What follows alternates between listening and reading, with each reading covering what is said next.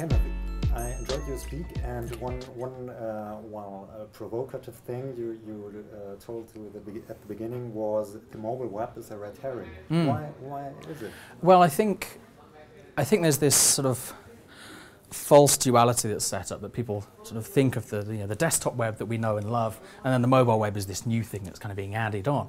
And in reality, it's still all the web. It's still the same stuff. It's just we're starting to realize what the web truly is. And what matters to me is what I call the wider web, which is a web with huge diversity of inputs and outputs and contexts and things like that. One of which definitely is mobile. It's a really hard thing to solve. But there's more to it than just mobile. I mean, what is mobile anyway? Am I mobile when I'm using an iPad on a train? Probably. What about when I'm sitting at home with the same iPad? What constitutes mobile? So I'm trying to rail against this sort of false duality and trying to get people to focus on what I think really matters, which is, as I say, all of these different aspects and angles that make up what the web's becoming. Mm-hmm. And you talked about content shifting. What is it? Oh, right. Yeah, so content shifting is something I'm really interested in. So this is the idea that users are starting to be able to push content between different devices and different services. So, for instance, I have an Apple TV and I have videos on my iMac or on my iPhone, or even I can get them off YouTube and I can push them onto my television through AirPlay. So another example would be I can bookmark text on a web page and I can send it through Instapaper to my Kindle, so I can read it on the train into work the next day or something like that. So what this is going to mean is that users are able to consume content and read things and watch films in the way they want to do it, which means it gets stripped from its original place of delivery, and the users then are in control of how they interact with that. And that's going to be a whole new world, because a lot of advertising revenue, for instance, has been based upon a particular piece of content being in a particular place and being preceded by this advert or surrounded by this promotion. Suddenly, that whole model might be under threat, because people are able to extract this stuff and take it with them wherever they want. I think it's fascinating to see this kind of user empowerment, but it's going to be interesting to see how the business community and the publishing community reacts to this kind of change in the environment. And in the paper you wrote that the people are anxious and nervous about all the changes ahead. Do we need to be nervous? Yeah, I think so. I think so. But well, and if we're not nervous, then we're in real trouble. It's the people who aren't worried about this stuff, I think, are the ones who really should be.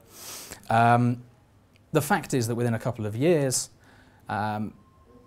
mobile stuff that we call mobile now is going to be a mandatory part of our skill set. Likewise for developers, we're going to need to support browsers beyond just the desktop. We're going to need to support them on mobile devices. We're going to need to support them across a whole number of devices and contexts that we haven't even thought of yet. So sure, that's going to make us nervous, because we don't know how much work that's going to be. It might undermine our positions in our jobs. It might mean that upstarts can come and steal all the exciting work that we should have, we thought we were going to get. So I think anytime there's this larger change within any industry, it's going to cause some concerns. But the good news is, I think we went through this massive upheaval anyway when we were beginning to get how to design for the web. This is just another little series of perturbations. Then hopefully we'll start to grasp how to handle this again, and we can start being productive and settle back into some comfortable roles.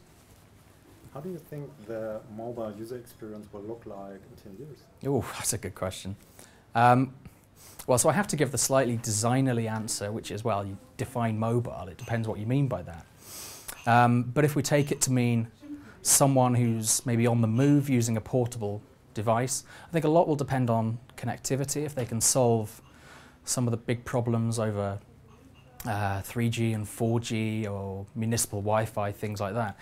If there's strong, reliable connections, then I think we're going to see